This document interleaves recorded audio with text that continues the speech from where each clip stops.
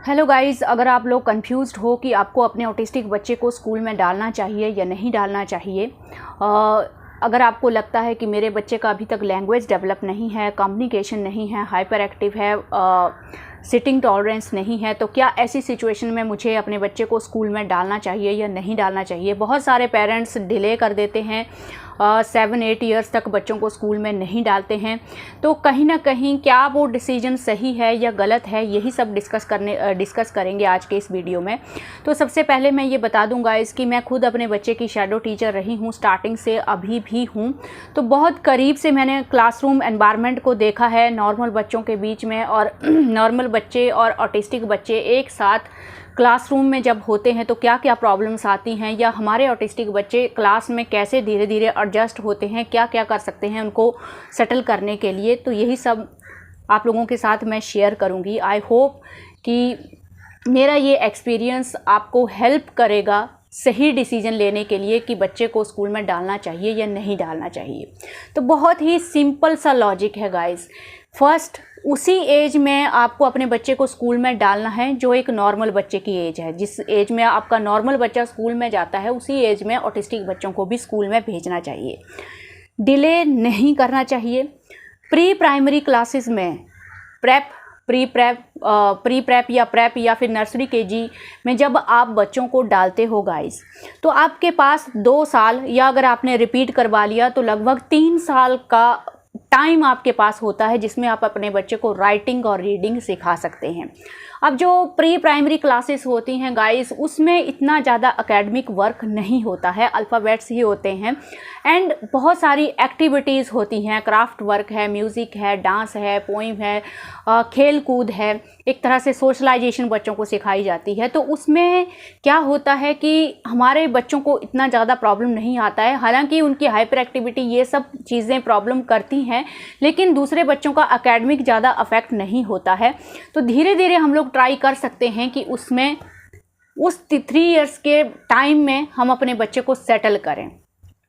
थोड़ा वहाँ पे हम लोग ट्राई कर सकते हैं, रादर देन अगर आप लोगों ने डिले किया तो फर्स्ट क्लास या 7-8 साल के एज में आप बच्चे को स्कूल में डाल रहे हो, तब आपको ये भी लगता है कि हमारा बच्चा डायरेक्ट तो वो फर्स्ट में नहीं जाएगा, तब भी आपको प्री प्राइमरी क्लासेस में ही डालना होगा। तो मेरे बोलने का मतलब ये है कि ये जो 3 इयर्स आपके पास होते हैं, अगर आप रिपीट करवाते हो और आप बच्चे को रीडिंग राइटिंग सिखाने में कामयाब हो जाते हो, तो आगे का जो एकेडमिक है फर्स्ट क्लास और सेकंड क्लास का, वो आपके लिए इजी हो जाता है विद शैडो टीचर। अगर बच्चा 3 इयर्स में रीडिंग राइटिंग नहीं सीखता है गाइस, और बच्चे को फर्स्ट क्लास में प्रमोट कर भी दिया जाता है, हालांकि यहाँ पे कुछ बच्चे ऐसे होते हैं ऑटिस्टिक बच्चे जो चुपचाप शांत बैठे रहते हैं, एकेडमिक कुछ लिखते नहीं हैं, कुछ पढ़ते नहीं हैं, लेकिन क्लास में पूरा दिन चुपचाप बैठे रहते हैं। तो डिफरेंट कैटेगरीज हैं। कुछ ऐसे बच्चे हैं जो पढ़ते बहुत अच्छा हैं, IQ लेवल बहुत अच्छा है, लेकिन हाइपर एक्टिव है, सेंसरी इश्यूज होते हैं, और कुछ स्लो लर्नर हैं। तो जब first class second class start होती हैं गाइस, तो उस टाइम पे बहुत ज़्यादा एकेडमिक इन्वॉल्व हो जाता है। लाइक एक के बाद एक पीरियड में बच्चे को कंटिन्यूसली रीडिंग राइटिंग करना पड़ता है।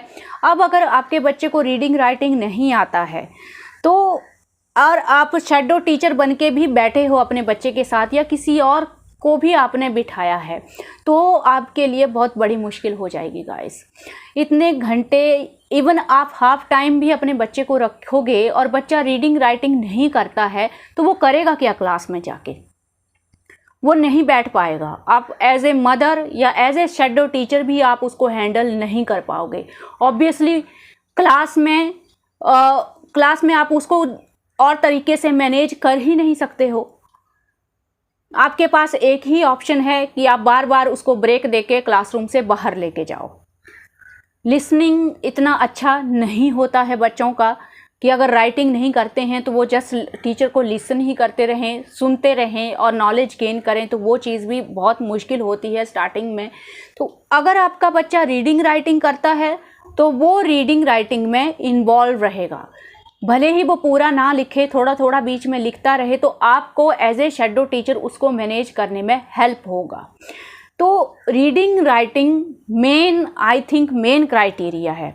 रीडिंग राइटिंग और एक पॉटी ट्रेनिंग, ये 3 चीज़ें डिसाइड कर सकती हैं कि आप अपने बच्चे को स्कूल में भेजें या ना भेजें।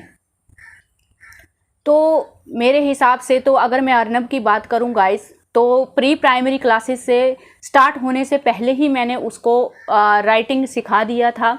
4 इयर्स में वो स्कूल में गया था, तो 3 इयर्स के राउंड अबाउट मैंने उसका राइटिंग स्टार्ट किया। तो स्कूल जाते, जब वो स्कूल गया तो वो थोड़ा बहुत राइटिंग करने लग गया था। तो मुझे जब मैं as a shadow teacher Arnab के साथ प्री प्राइमरी क्लासेस में भी गई, तो उस टाइम पे तो हाइपर एक्टिविटी बहुत ज़्यादा थी। उसको डेफिनेटली कंट्रोल करने में हम लोगों को बहुत प्रॉब्लम होता था, लेकिन मुझे हेल्प होता था। जब राइटिंग का टाइम आता था तो अर्नब चुपचाप से राइटिंग कर लेता था।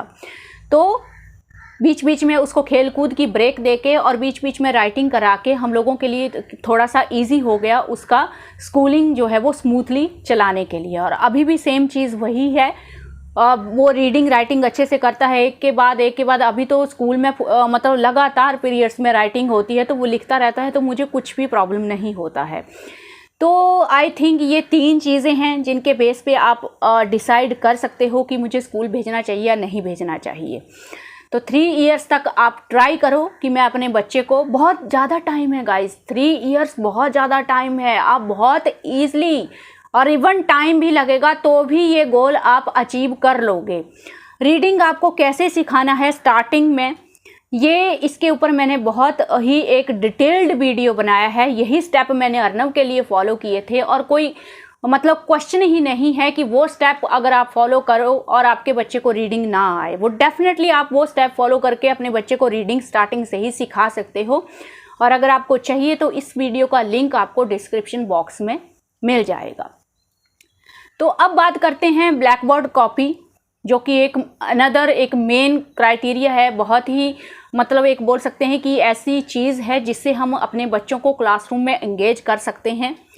तो ब्लैक बोर्ड कॉपी भी आपको स्टार्टिंग में ही स्टार्ट कर देना है, जब बच्चे को आपने प्री प्राइमरी क्लासेस में डाला है। तो सेम मैंने अर्नब के टीचर को ही कॉपी किया था, घर पे बोर्ड लेके आई और उसके ऊपर मैं डिफरेंट मार्कर, जो डिफरेंट कलर के मार्कर होते थे, इनसे मैं 4 लाइंस बोर्ड के ऊपर ड्रॉ करती थी। सेम टीचर भी ड्रॉ करते थे स्कूल में डिफरेंट कलर चॉक से। तो अर्नब ने बहुत अच्छे से वो चीज़ रिलेट की कि मम्मी घर पे स्कूल का एनवायरनमेंट क्रिएट करने की कोशिश कर रही है। और वो मेरे साथ, जैसे वो स्कूल में बच्चों को रिपीट करते हुए सुनता था, रेड लाइन, ब्लू लाइन, इस तरह से जो बोलते हैं, तो वो मेरे बिना बोले ही, जब मैंने उसको first time black board copy करना सिखाया, तो वो मेरे साथ बोलने लग गया। तो मुझे वो चीज़ समझ में आ गई कि इसने रिलेट कर ली है ये चीज़, और वो उस चीज़ को एंजॉय भी करने लगा। तो स्टार्टिंग से ही आप बच्चों को ब्लैक बोर्ड कॉपी जो है वो इंट्रोड्यूस करवा दीजिए। धीरे धीरे आप सेम पैटर्न बनाइए बच्चों को। जैसे स्कूल में आपने देखा होगा टीचर्स क्या करते हैं, जब बच्चे नर्सरी केजीज में होते हैं, वो पूरा जो है वो बुक का एक पेज जो है वो ड्रॉ करते हैं, 4 लाइंस ड्रॉ करते हैं और उसके ऊपर पार्टीशन करते हैं, 1, 2 या 3 पार्टीशन करते हैं, एंड ए बी सी, और बच्चों को ए रिपीट करना है, बी रिपीट करना है। सेम आप घर पे लिखिए। तो इससे तो बच्चे को ये चीज़ पता चलेगी कि मुझे स्कूल में क्या करना है, क्योंकि सेम ही चीज़ स्कूल में हो रही होती है, तो बच्चे को हेल्प भी होती है और इंटरेस्ट भी आता है। धीरे धीरे आप बच्चे को स्मॉल सेंटेंस में जो है वो स्टार्ट कर सकते हैं। This it is a car, it is a car, it is a car, same 4 line बना के आप सेम सेंटेंस को 4 टाइम्स लिख दीजिए। बच्चा फिर उसको कॉपी करेगा। आप एक स्टिक का यूज़ कर सकते हैं, क्योंकि स्टार्टिंग में बच्चे जो हैं वो कंफ्यूज हो जाते हैं कि मैं कहाँ लिख रहा हूँ। क्यों कंफ्यूज होते हैं? क्योंकि वर्ड्स बिल्डिंग का जो कॉन्सेप्ट है अभी उनको नहीं होता है। तो सिंगल लेटर अर्नब इस तरह से लिखता था, आई टी, तो स्टार्टिंग में वो इस तरह से करता था, तो भूल जाते हैं। तो स्टिक आप साथ में रखिए ताकि बच्चे को एक डायरेक्शन मिलती रहे कि मैं कहाँ लिख रहा हूँ। बाद में वो डायरेक्शन आप धीरे धीरे जो है वो खींच लेंगे। जब बच्चे को ज़रूरत पड़ रहा है तभी आप डायरेक्शन दो स्टिक से कि हाँ आप तुम यहाँ लिख रहे थे। तो ये चीज़ें आप स्टार्टिंग से ही फॉलो कीजिए। 2-3 साल के टाइम में बच्चा ब्लैक बोर्ड कॉपी भी सीख जाएगा। धीरे धीरे वो उस चीज़ के लिए भी ट्रेन होने लग जाएगा। स्कूल में अगर फर्स्ट क्लास तक आते आते भी अगर आपके बच्चे को ब्लैक बोर्ड कॉपी नहीं आता है तो आप उसको बोल के लिखने की हैबिट डालिए। बिकॉज अर्नब को भी नहीं आता था फर्स्ट सेकंड क्लास में, अभी भी उसको थोड़ा बहुत प्रॉब्लम होता है उसमें। तो फर्स्ट क्लास में मैं उसको सेम रीड करके लिखवाती थी, मैं रीड करती थी बोर्ड से और वो लिखता जाता था। एंड एक फिंगर जो है सेम ऐसे ही रहता था मेरा, घर पे भी और क्लास पे भी एक फिंगर मेरा उसकी बुक पे रहता था और मैं बोर्ड से रीड कर करके उसको लिखवाती जाती थी फिंगर पे। और वो मेरी फिंगर की डायरेक्शन समझता था कि अभी मुझे 1 फिंगर गैप देना है। जैसे इंग्लिश के हम लोग वर्ड्स लिखते हैं, बीच में 1 फिंगर गैप होता है, तो वो चीज़ें मैं फिंगर से उसको पॉइंट आउट करती रहती थी और मेरी फिंगर की डायरेक्शन समझ के वो बुक में लिखता रहता था। तो इस तरह से वो सपोर्ट सिस्टम आपको देना पड़ता है। जब आप सपोर्ट देते हो थोड़ा बहुत, तो क्या होता है कि बच्चे को वो चीज़ इतनी डिफ़िकल्ट नहीं लगती है, तो बच्चा इरिटेट नहीं होगा, एग्रेसिव नहीं होगा और उस चीज़ को करने की कोशिश करेगा। तो ये जितना हो सके, अगर आपको लग रहा है कि मेरा बच्चा नहीं कर पा रहा है, तो जितना हो सके उतना आप सपोर्ट दो बच्चे को, हर चीज़ में सपोर्ट दो, ताकि वो चीज़ें उसको उतनी ज़्यादा डिफ़िकल्ट ना लगें और उसका इंटरेस्ट जो है वो नई चीज़ों को सीखने के लिए बना रहे। तो आज अगर मैं करने की कोशिश करती हूँ तो अब नहीं होता, और उस टाइम पे मैं सोचती हूँ कि कैसे मेरी आंखें ब्लैक बोर्ड पे भी रहती थी और मतलब उसकी बुक पे भी रहती थी और फिंगर पे, कि हाँ, और मेरी फिंगर पे देखता था कि हाँ यहाँ फिंगर रखी है, मुझे यहाँ लिखना है, यहाँ लिखना है, यहाँ लिखना है। लिटरली आंखों में पेन हो जाता था उस टाइम पे, बट वो वक्त निकल गया। धीरे धीरे वो इम्प्रूवमेंट आती है, मेहनत काफ़ी होती है, लेकिन इम्प्रूवमेंट तो डेफिनेटली आती ही है जब आप एफर्ट्स करते हैं। तो ब्लैक बोर्ड कॉपी अभी तो अर्नब बड़ा हो गया है, स्टिल वो हाफ टाइम जाता है, तो अब मैं कैसे करती हूँ, अब मैं ब्लैक बोर्ड अब मैं जो उसको स्कूल वर्क है वो मैं कैसे करवाती हूँ, उसके लिए आप ये वाला वीडियो देखें और आपको हेल्प होगा। अगर आपका बच्चा 4th क्लास 5th क्लास में है तो आपको हेल्प होगा कि ब्लैक बोर्ड कॉपी जो है स्कूल वर्क हमें घर पे कैसे करवाना है। तो आई थिंक ये जो चीज़ें हैं वो हेल्प करेंगी आपको स्कूलिंग को और बेटर तरीके से समझने के लिए ऑटिस्टिक बच्चों के पॉइंट ऑफ व्यू के साथ। बॉडी लिखो आप। तो गाइज़, अगर आप स्कूल वर्क क्लिक करके लाते हो तो घर में अगर आपका बच्चा कॉपी कर सकता है या आप कंफर्टेबली बच्चे को कॉपी कराना चाहते हो तो एक व्हाट्सएप वेब करके एक ऐप होती है, उससे आप डिफरेंट डिवाइसेस को लिंक कर सकते हो। तो इससे मैंने अपने फ़ोन से ये टैबलेट को लिंक किया है। फिर आप वो जो गैलरी में आपने क्लिक किए रहते हैं उनको आप जो पिक्चर्स हैं स्कूल वर्क की, उनको आप व्हाट्सएप में सेंड कर दीजिए। जैसे कि मैं अपने हस्बैंड के नंबर पे सेंड कर देती हूँ और उसके बाद मैं यहाँ पे व्हाट्सएप वेब के साथ ये टैबलेट को कनेक्ट करके यहाँ पे जो है वो उसको ओपन कर लेती हूँ। तो अभी अर्नब आराम से इसको लिख रहा है। तो मे बी ये आपको पहले से पता हो, लेकिन मुझे लगा कि शायद ये आप लोगों को भी हेल्प करेगा। तो अभी अर्नब को पेन स्टार्ट हो गया है 5th क्लास में। अभी अर्नब पेन से लिखेगा। लेड पेंसिल अभी ख़त्म हो गई तो थोड़ा सा इजी हुआ, वो इजीली शिफ्ट हो गया। रुको मैं करती हूँ। कहाँ लिख रही हो? अभी 4th नंबर है ना। ये स्नेक्स है। फील द, हाँ रुको, रॉन्ग हो गया। रुको मैं करती हूँ। तो इसने थोड़ा सा रॉन्ग भी कर दिया। तो ये पेन से ये प्रॉब्लम हो रही है कि इसको आप इरेज नहीं कर सकते हो, तो बीच बीच में देखो मिस्टेक्स भी हो रही हैं। तो अभी स्टार्टिंग है तो ये सब अभी मुझे हैंडल करना पड़ रहा है। तो मैं चाह रही हूँ और उसको भी सिखा रही हूँ कि कम से कम मिस्टेक्स करो।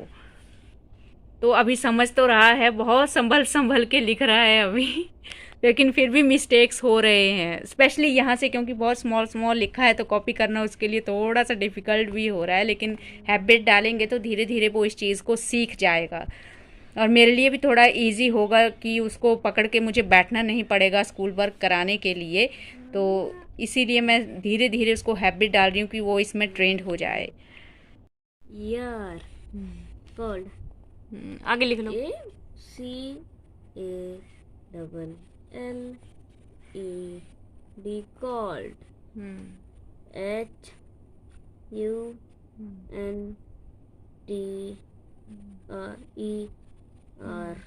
HUNTERS hunters.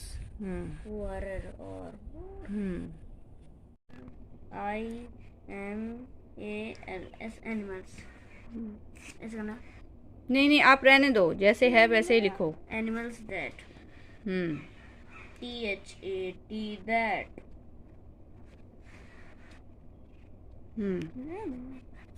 वुड जब खुद लिखता है तो रीड कर करके लिखता है, जब मैं लिखाती हूँ तो बिल्कुल चुप हो जाता है, मजे से फिर लिखता रहता है। दी वुड तो इसको लिखते लिखते ही स्पेलिंग्स भी याद हो जाती हैं। वुड वुड सून सून लिखो SOON should soon Bazna Beckham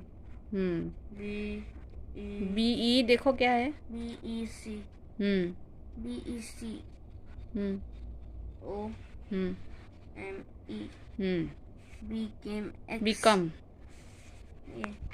आगे करो, छोड़ा दो नहीं पेज, समटाइम्स वो छोड़ भी देता है। Next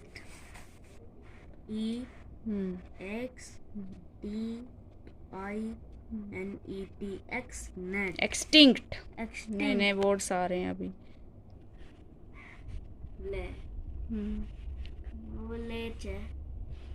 ब्लैक है हाँ, ब्लैक एंड वाइट।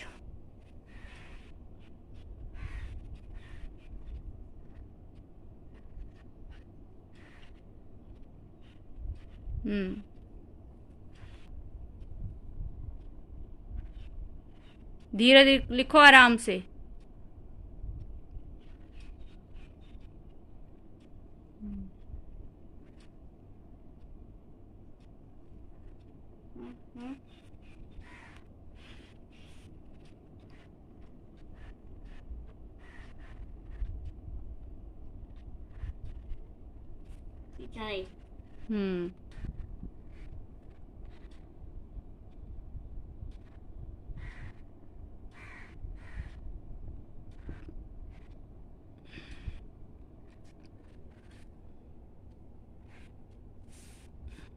मुझे लग रहा है कि पेंसिल से बेटर उसकी राइटिंग पेन से आ रही है, मैं ऐसे ही डर रही थी। कुछ चीज़ें ऐसे ही मुझे सरप्राइज़ कर देती हैं, मुझे लगा कि इसको मैं कैसे सिखाऊंगी पेन से लिखना। कुछ चीज़ें बिना मेहनत के ही मिल जाएं तो कितनी खुशी होती है ना, सच में। ये सिर्फ हम ऑटिज्म पेरेंट ही जानते हैं। तू क्यों हंस रहा है? चलो, आप देख सकते हो उसने वो मुंह फुलाया है ताकि उसकी वर्बल स्टीमिंग जो है वो उसको डिस्टर्ब ना करे, क्योंकि बहुत ज़्यादा कंसंट्रेट करने की ज़रूरत पड़ रही है इसमें। तो अपनी कंसंट्रेशन को 100% करने के लिए उसने अपने वर्बल स्टीमिंग का इलाज खुद से कर लिया है, क्योंकि बकेगा तो रीड कैसे करेगा वो, और फिर वो करेक्ट नहीं लिख पाएगा। तो ये सब इसके अपने फंडे हैं, अपने तरीके हैं, अपने तरीके से वो एडजस्ट करता है अपने स्टीमिंग इश्यूज़ को समटाइम्स, जो कि अच्छी बात है उसके फ्यूचर के लिए, अगर वो खुद से मैनेज करना सीखता है अपने सेंसरी इश्यूज़ को।